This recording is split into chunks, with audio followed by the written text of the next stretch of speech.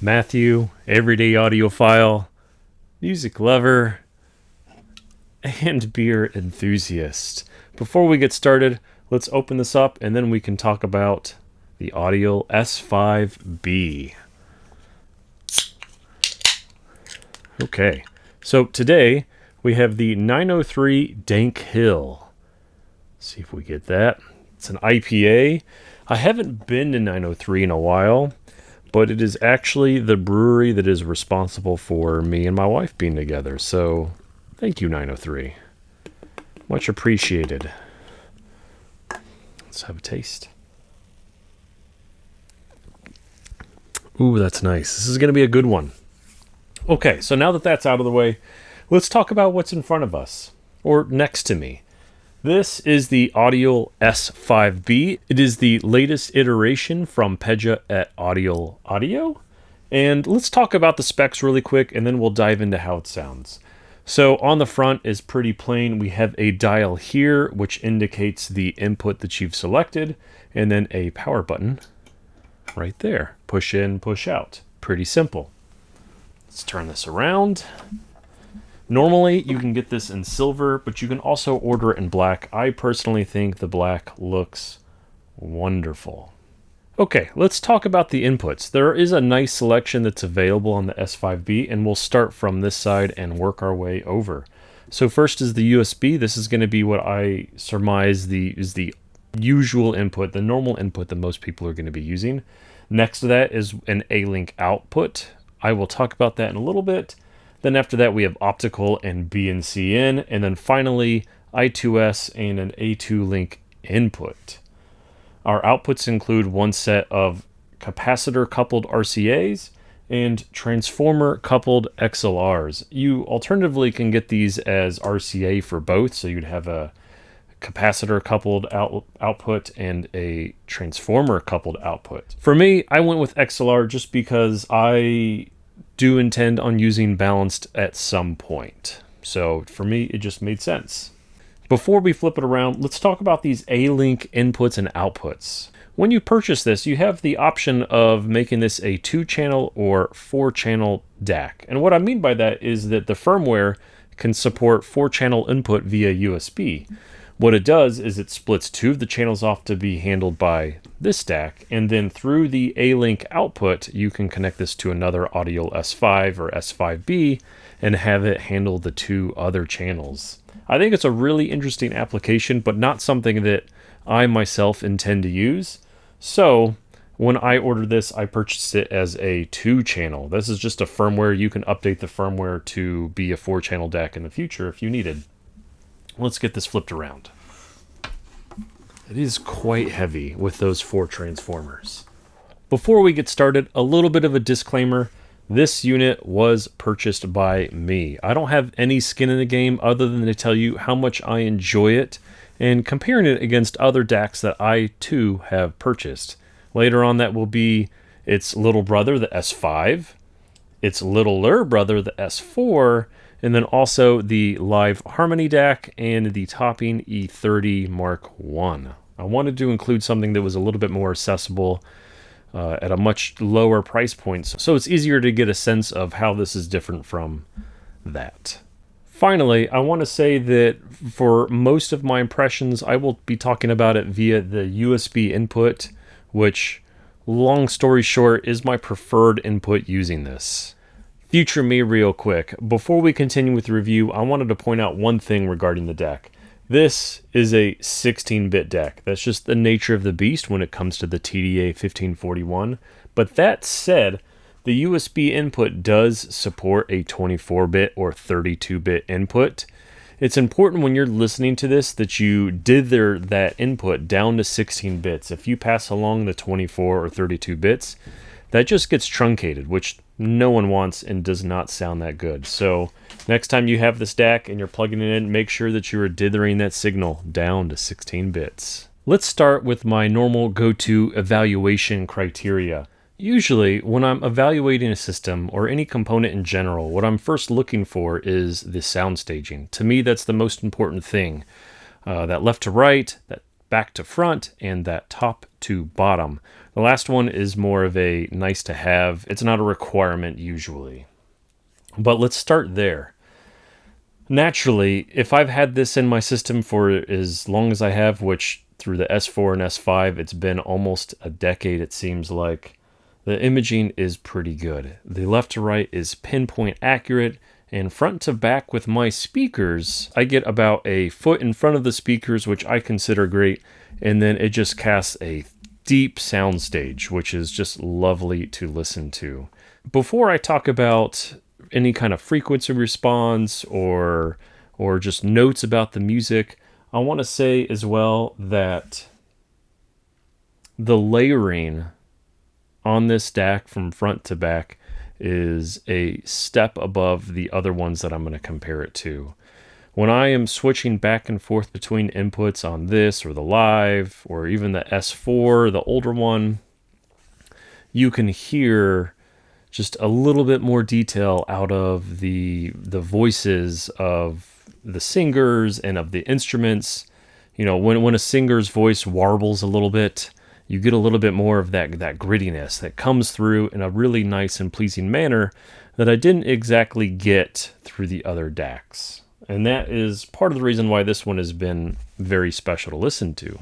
The sound staging, as you might expect for any DAC, is fairly pinpoint accurate, right? When I am looking from left to right, or even from front to back, I can close my eyes and pretty clearly envision where a subject is in the soundstage. It's something that this does extraordinarily well, but to be honest, the other DACs that I will be talking about, they also do that pretty well as well, and that goes for the $150 topping.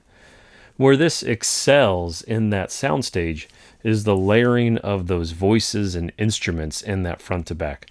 Sure, I can hear exactly where the guitarist is, how deep he is in the soundstage, but with the S5 and by extension the S5b, the work that Pedja has done in the power delivery circuit truly shows, because the little micro details, the little nuances of any of the tracks I'm listening to, they come through beautifully here. And I think it just goes to show how important power delivery is in every aspect of the design of a DAC. When we move on to the highs, the mids, and the lows, this is where the Audial truly takes a step forward in comparison to the LAiV and the Topping.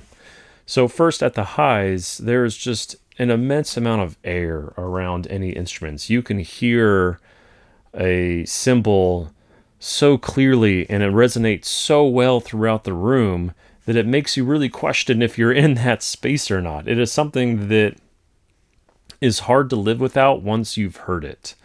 I took the DAC over to a friend's house. He has basically the flagship JBLs running with a Macintosh C22 into an AVM stereo amp.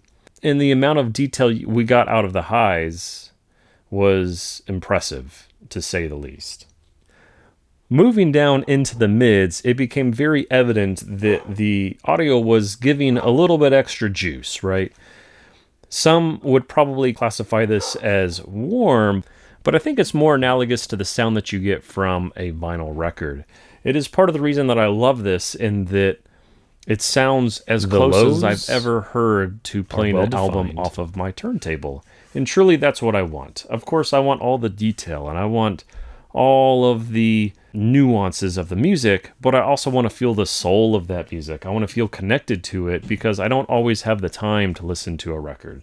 And that is something that the Audial does so well in that mid-range. It just conveys the emotions of the singer that you're listening to, the instruments. It's truly magical in that sense.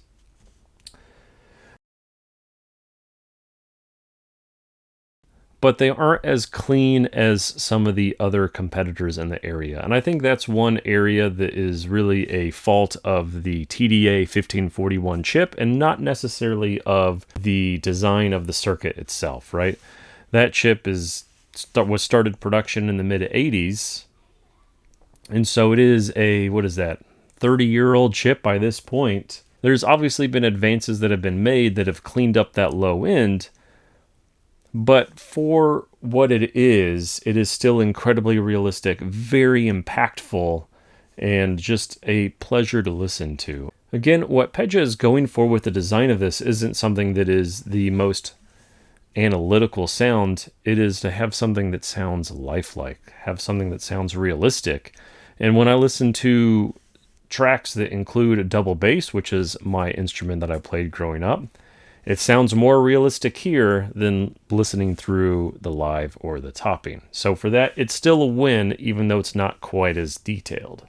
Now, I've kind of covered the sound staging performance and the highs, mids, and lows. What I want to talk about next is the difference in the RCA and XLR outputs, or the capacitor and transformer coupled.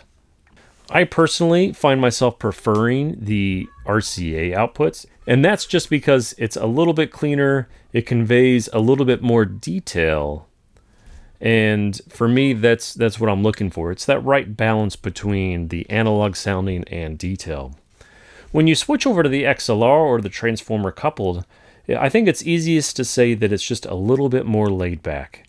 You lose just a smidgen of detail, but in return, you gain something that is just intoxicating to listen to. So for me, I intend on hooking up both to my system because there are some tracks, jazz for example, that I prefer the XLR on, but for others, let's say indie music or maybe electronic music, that for me, RCA was the clear victor, no questions asked.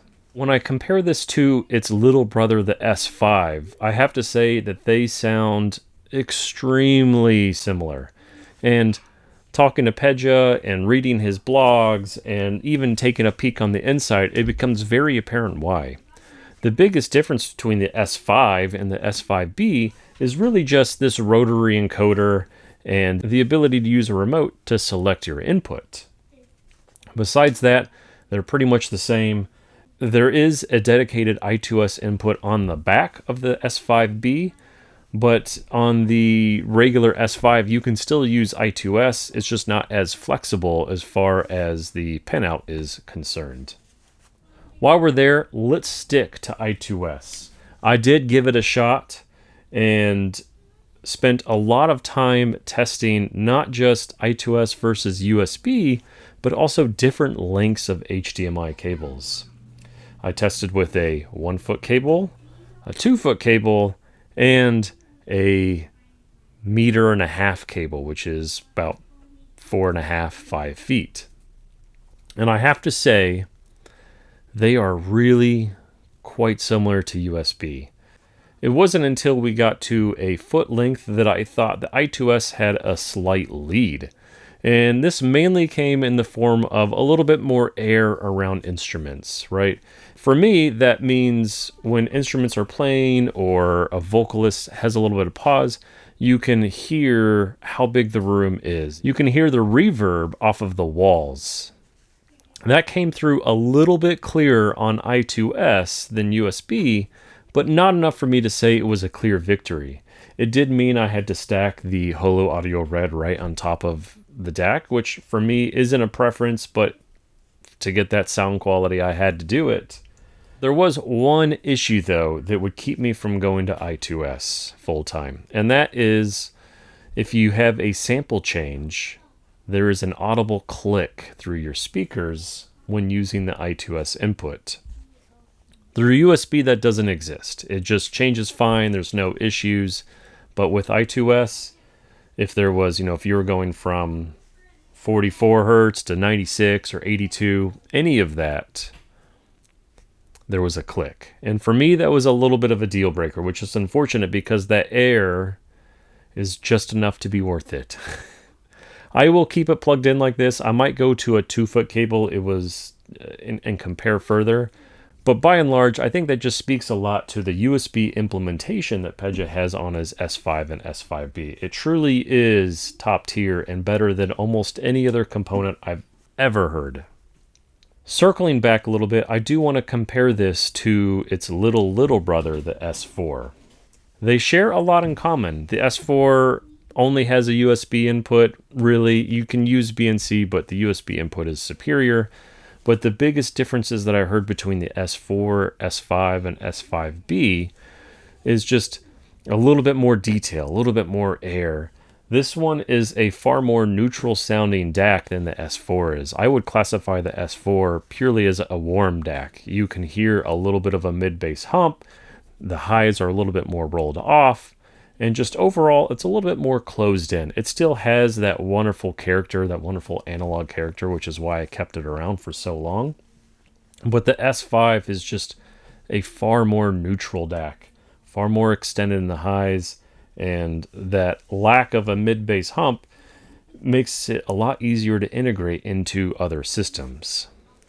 For those that don't know, the TDA 1541 chip in here is replaceable, and I did just that. I actually have 3 different chips that I like to use to hear those differences, and I did the same in here.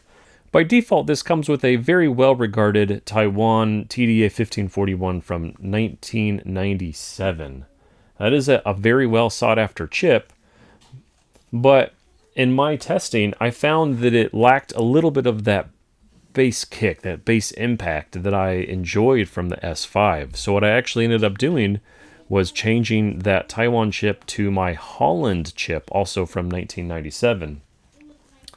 When I plugged it back in, all of that bass impact that I was missing was there.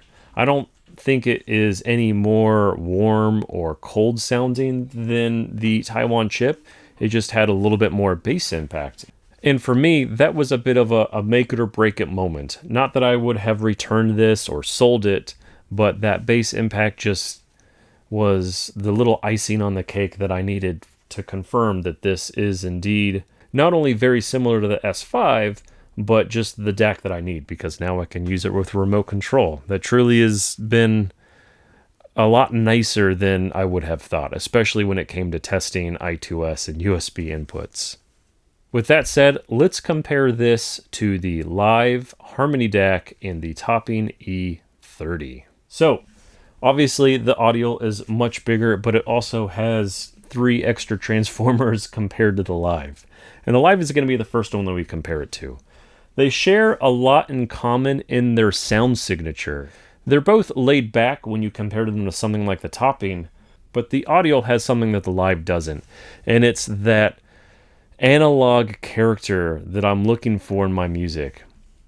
The voices are a little bit fuller, there's a little bit more layering front to back, and overall I found myself switching back to the Audial and just listening to the music.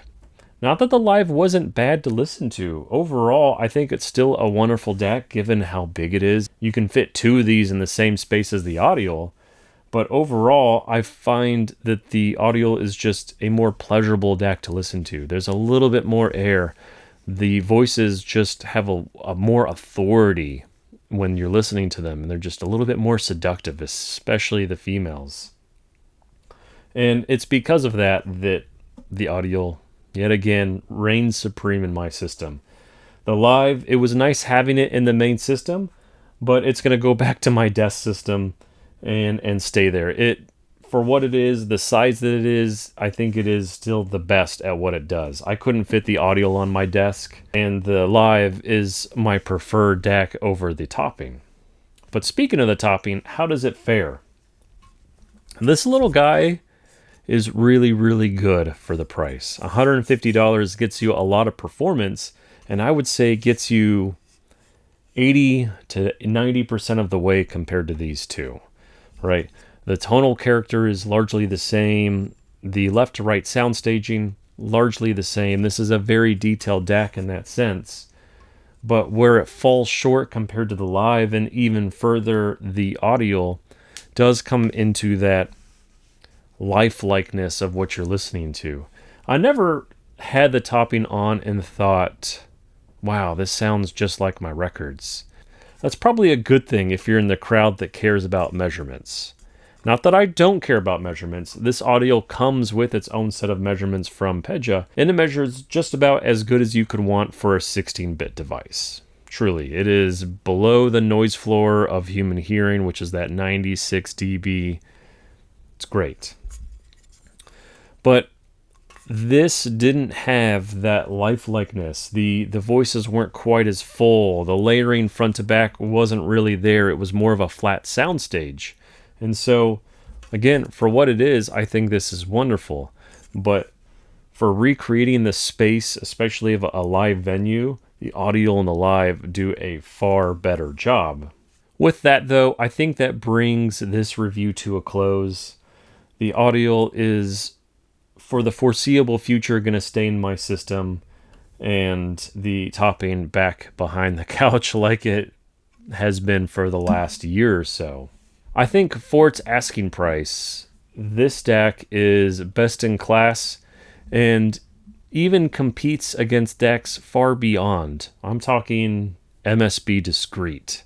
That's $15,000, and I think this competes very, very closely with it. So Pedja, you've done a great job here, and I can't wait to see what the S6 looks like. Until then, I will see y'all later.